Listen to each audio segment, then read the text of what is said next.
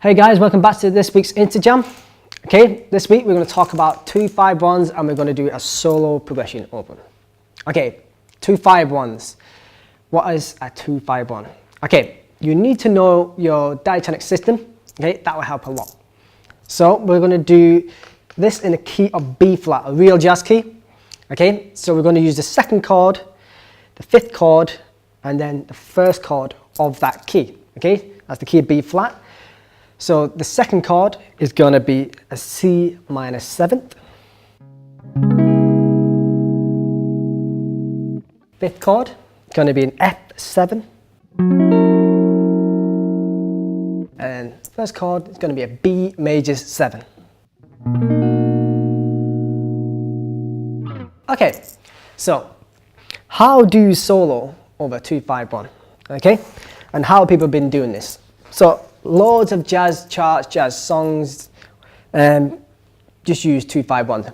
It's a very, very popular chord progression, okay? Just like in the pop world, you have 1-4-5, you have 1-6-2-5, okay? That's another popular one. So what the 2-5-1 enables you does, it's a really easy way to modulate, and that's why it's really, really popular in the jazz world. Okay, so how do you solo over this? So before we get too deep into jazz improvisation, I'm just going to offer a really, really simple lick, okay?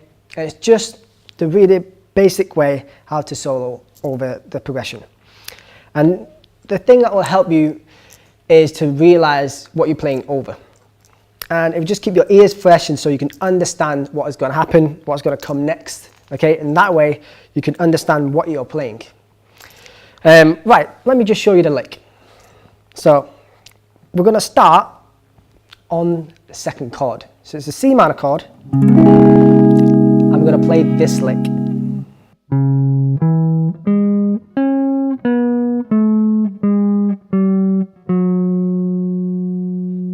Okay, what is this and why am I showing you this version? Right, we're using chord tones. Now, chord tones are literally the tones of that chord. So it's sort of like an arpeggio. So we have the root of the chord, this is 1. Then we have the third of the chord, it's that one, fifth, and then we have the octave. And then we're going to come back down, that's your 7th, and then we're going to do this little chromatic run. And this leads us very nicely into the next chord. So I'll do that again.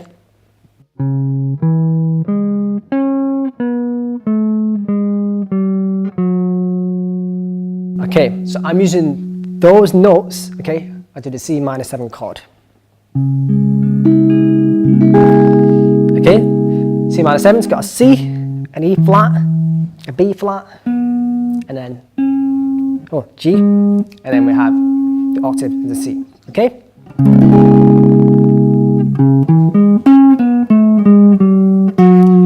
And this leads us very nicely to our next chord. It lands on the F note.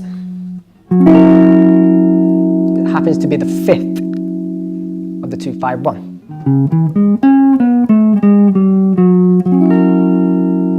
Now, to make this exercise really simple, I'm going to do the exact same lick and move it down a string, okay?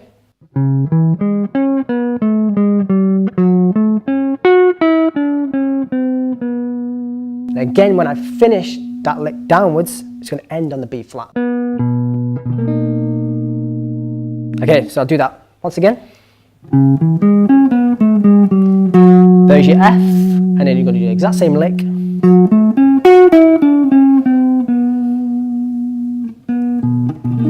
And your B flat.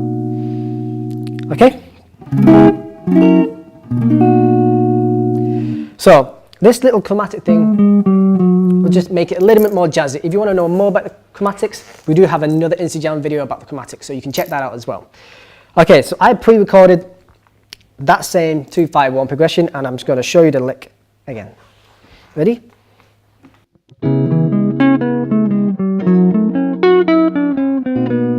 That's your B flat there, back to C.